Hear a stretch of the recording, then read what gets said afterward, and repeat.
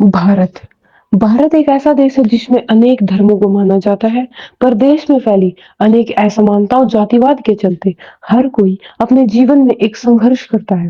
तो आज हम जानेंगे हरियाणा के अंदर स्थित जींद जिले के बनखंड महादेव की कथा। यह एक प्राचीन मंदिर है जो देवीलाल चौक पर स्थित है।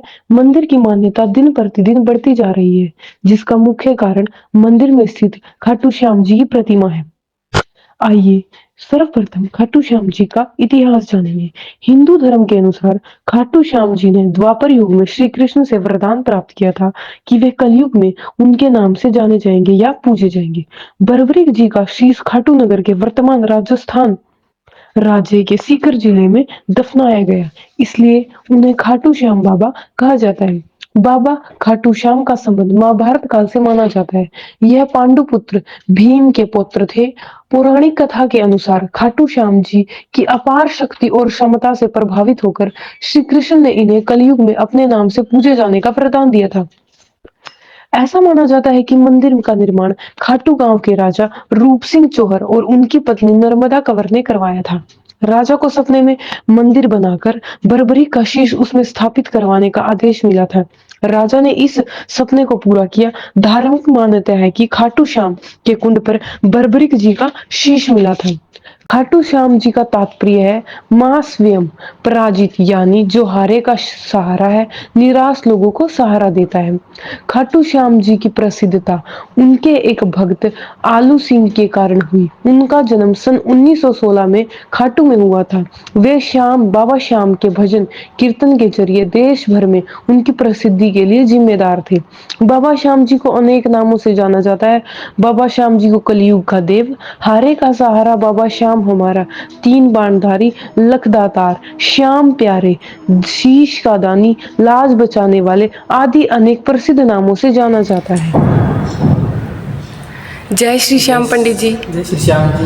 मैं इधर जींद शहर में खाटू श्याम जी का मंदिर है, जींद का ही रहने वाला हूँ। मैं इस मंदिर में एक पुजारी के रूप में काम करता हूँ और हमारे बाबा जी का जैसे दिन भर कीर्तन चलता है वैसे तो, लेकिन हर शुक्ल पक्ष को एकादशी को बाबा का शुभ कीर्तन होता है। और जैसे बाबा के दिन में 3 प्रकार के भोग लगते हैं। सुबह राजभोग, सुबह बाल भोग लगता है, दोपहर में राजभोग लगता है, शाम को शयन भोग लगता है। तो बाबा की उसी प्रकार से 5 प्रकार से सेवा की जाती है। सुबह बाबा जी को उठाया जाता है, उठाने की आरती होती है। उसके बाद बाबा जी का दोपहर में शयन होता है, रात को फिर शयन होता है। दिन में फाल्गुन महोत्सव बनाया गया। फाल्गुन महोत्सव में जैसे श्याम नाम की मेहंदी और बाबा का सुंदरकांड का पाठ, एकादशी संकीर्तन, बाबा जी का 21 लाख का नोटों के साथ श्रृंगार हुआ था और राज तिलक हुआ था, बाबा जी का राजभोग लगा था। और बाबा जी का जैसे निशान यात्रा हुई थी, लगभग 1000 प्लस लोगों ने निशान यात्रा में बढ़ चढ़ कर भाग लिया था और बाबा का नगर भ्रमण किया था।